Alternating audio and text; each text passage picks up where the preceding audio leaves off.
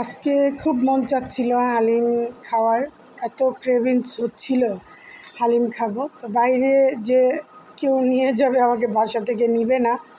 তো আর কি করার, ভাবলাম বাসায় রান্না করে ফেলি। আর মাশাল্লাহ মাশাল্লাহ এত সুন্দর হালিম রান্না করেছি, আমার হাতের স্পেশাল হালিম।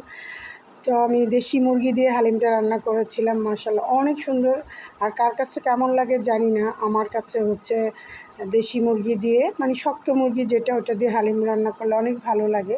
আর এই তো পরিবেশন করে নিচ্ছিলাম, এটা হচ্ছে ভাইয়ের জন্য।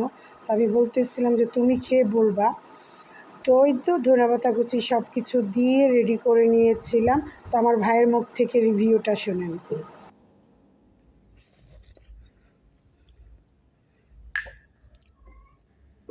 ভালো হয়েছে? অনেক মজা হয়েছে আপু। সত্যি করে বলো, সত্যি মজা না হলো বলো। অনেক মজা হয়েছে।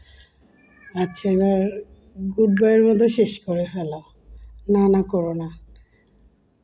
সব ভালো থাকেন, সুস্থ থাকেন, আর এইভাবে ঘরে মজার মজার রান্না করে খাবেন। ঘরের রান্নার মজাই আলাদা।